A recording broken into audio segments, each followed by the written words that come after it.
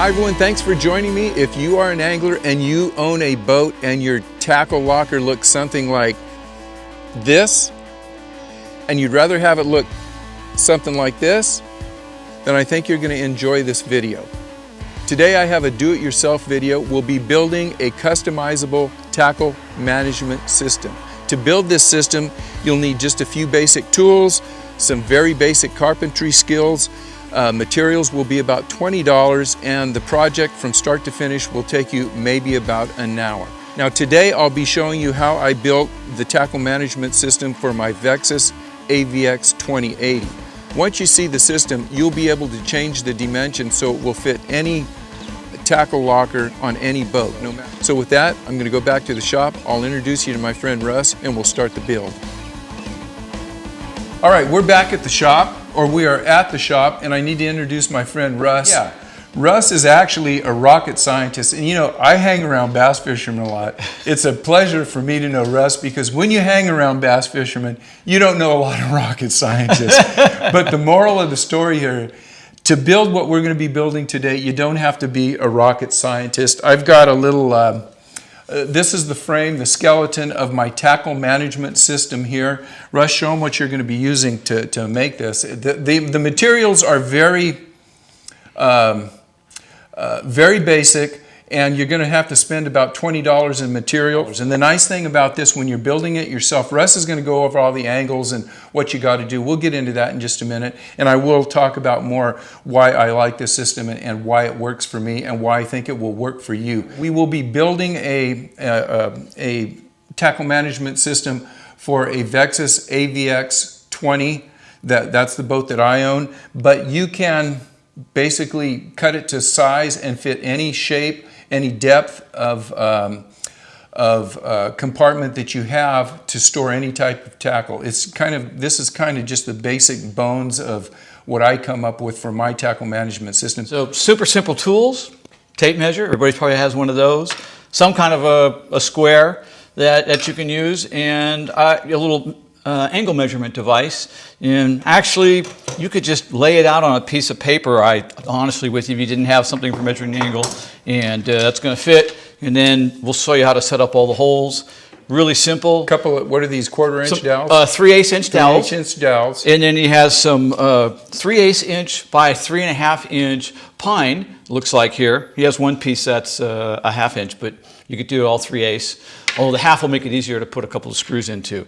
And look like they're 3 foot long, and we're just going to use a chop saw to cut these up. Map that all out. We'll cut in, and I'll talk a little bit about why this system is so effective for me and why you're going to want to make this on your own. All right, I'm going to sit down here and kind of explain what I have here real quick. Got Russ setting up the build, and we're going to go through that step by step here in just a minute. But I wanted to just kind of show you what I have going here and why it works for me and how you can kind of modify it to what you're doing. This box, or this skeleton here, is set up for my AVX 2080, and it is in the middle rod locker of the boat. Now, your tackle lockers, which are usually on the side, all you're going to do is cut these a little shorter, maybe make them wider, so on and so forth. Most of you guys know how to handle these very simple tools. But I have the angles on these dowels. What were they, Russ? What were those angles? 27 degrees, I believe. A 27-degree angle. And I have them basically set up for 3600, 3700 Plano boxes. And what I can do here is I can set my boxes in here. It doesn't matter what these are Bugsby's. You got, you guys know the Bugsby's. You've got all types of different boxes that you can put in here. These are thin. Oh, let me explain one other thing that we have here, because I've got a couple of these smaller 3500s or something, the thin boxes. But anyhow, as you can see, I can fill this thing up. I think I got 1, 2, 3, 4, 5, 6, 7, 8, 9, 10, 11 boxes that I can put in here. And I put them at this angle because in my boat, that middle locker is actually a rod locker. Because I can put 5 rods, and I'll show you the picture of how I have it in my boat, 5 rods in the rod locker above this. These are above my boxes. That's why they're angled, so that I can drop the box down. And then obviously the reel seats of my rods are down in here. So this works really nice for me because I can keep the 5 rods in my center console. Those are usually the 5 rods that I'm going to use for the day. And as I go out on a trip, I generally have those 5 rods on my deck, so I have total open access to all of my boxes. Now the nice thing about this, as we turn this around, let me put this behind me here. If we turn this around, these longer dowels that I have, hopefully you can see them right in here. These are what space the tackle management system to the middle of the space that I have. It just works out so that the 1-inch boxes that I keep a lot of my worms and stuff in, you can put 2 boxes on the side to drop in there. So along with the 11 or 12 boxes you have here, you can put 2, 4, 6, 8 more boxes on the side. When we have this filled up, you'll notice that I could have made it a little bit longer, but let's move this out of here real quick. Back to what we got going here. Let's just say this box, this is actually the end of my actual box on the boat. I've got a little space right in here to put bags, maybe worms, different things right in here. I like having this little space. I've got a couple of plastic boxes in there where I put my daily garbage in, old beat up worms or whatever, but it's nice to have a little space. As you can see, there's a lot of options that you have in this system.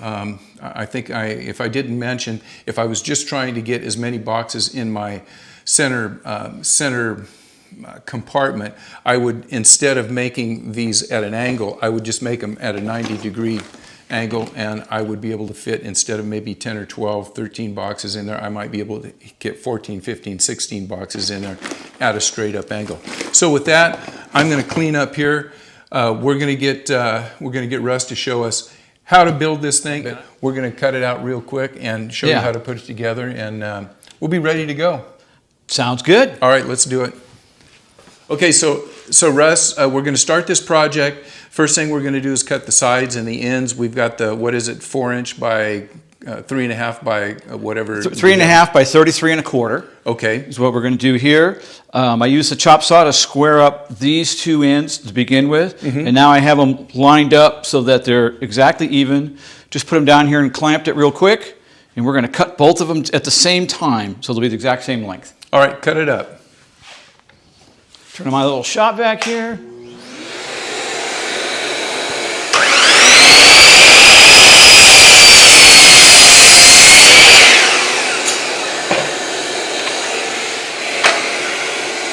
I'm going to measure this up again. So 14.5. You'll see, I always like to write the dimensions on what I'm cutting. That way I don't forget. It's a double check for me.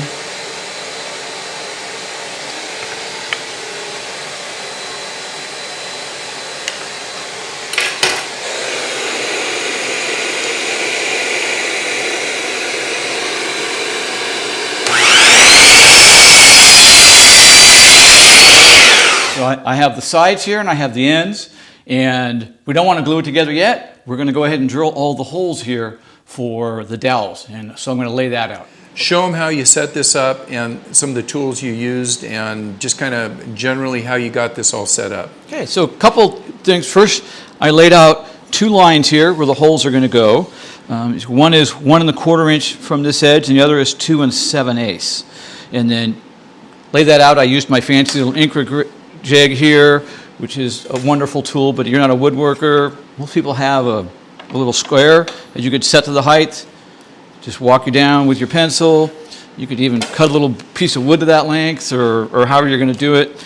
And then I just measured the distance from the first one, which is 2 3/8 on the one edge, and made my mark. Now I have my angle gauge set here, which we went there, and then just made our marks there. and then 2 3/4 inch is the spacing. And 2 3/4 inches, that's for a 3600 Plano box. It gives you a little bit of extra room so it slides in and out real nice. There you go. So if you have a Yeah. thicker box, you might want to space them more. If you have a bunch of thin boxes, I don't know. Yeah. You fishermen like to have big lures, so probably wouldn't have that. Watch it. Watch it. And then just follow it down here. I just made little marks right there, as you can see. And then just mark the other side with this, so the angle's there. Very easily. You could also just measure from, so this one's 2 3/8, that one's 1 1/2, and then do 2 3/4 spacing. Just much easier to just slide that right along and do all the measurements. So what you're going to do is you have all the spacing done. You're just going to put that on top. I'm just going to put them on top and then drill them together. And we're going to use a, what is that? How big of a drill bit? It's a 3/8 drill bit. And then we'll use it in the drill press, and then to make it a little bit easier, I will set the fence so it lines up with this line of holes, and then I only have to worry about sliding it down the right length, and then I'll reset for this side, and then we'll just slide it down. All right, let's go ahead and drill those holes. Let's drill some holes. We're set at the drill press. I just set the fence so it lines up with this, and now I just slide them down to each mark. You don't have to have a laser or anything on your drill press, but this, again, you could just drill them with any drill press, something to hold it square. You could probably do it by hand, but you'd have dowels that were kind of all at funky angles and everything. So this will make quick work of it. All right, let's do it.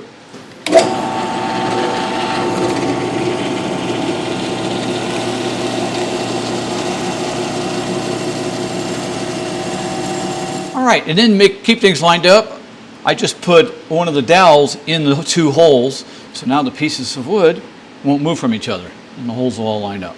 So we're ready to just go really quick for the rest of them. All right, let's do it.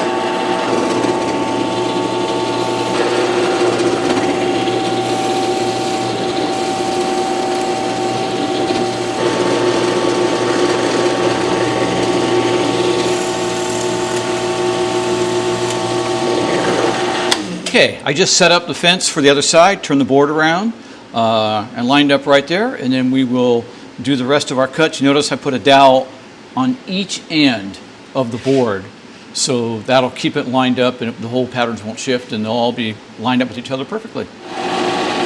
All right, down to the last 2 holes. Gosh, we haven't been just a few minutes drilling all the holes.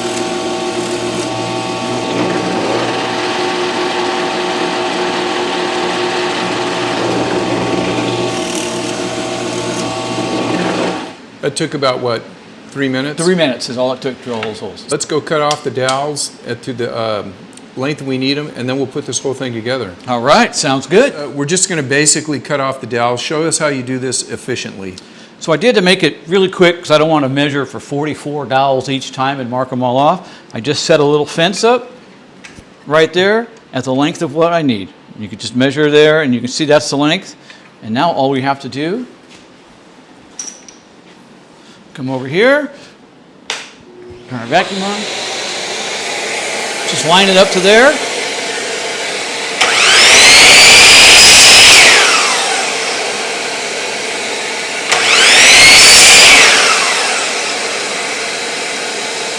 Don't get close with a spinning blade.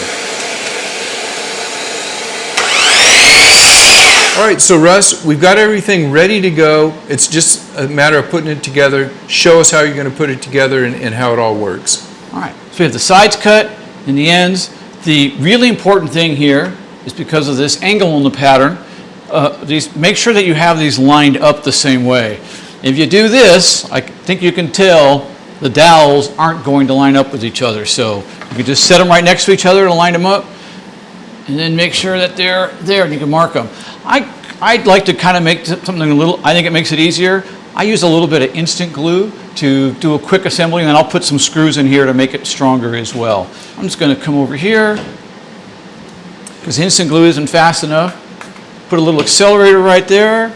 Again, you could just drill the holes if you wanted to. Are you going to use a screw in the end of that also? I am going to use a couple of screws, because this thing's going to be in a fishing boat getting banged around and tossed around. You definitely want some screws, I think. And these boards aren't perfectly flat, so that is going to help us take care of that, because the glue joint won't be perfect with that. And just like that, That accelerator you use, how long does it take for that to set up? almost instantly.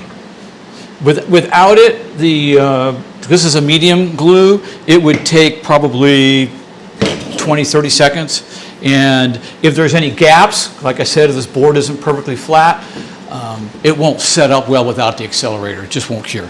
So I just do that. Say I just give a little spritz on that end. And the accelerator, you can put it on there and it will stay active for 10, 15 minutes. Okay. Actually, so you don't have a big rush, but only put it on one surface, because if I put glue right there, it's going to kick. And I like to put the glue on this end here, which is the end grain, because it'll soak into that a little bit. And that just gives you, once you got that box part of it together, then you can use your screw guns and stuff. And Yeah, get those then things it's not, right in. I'm not fighting the thing.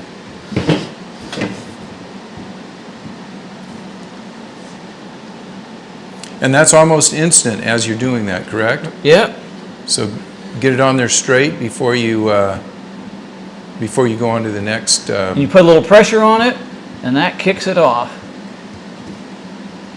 There you go.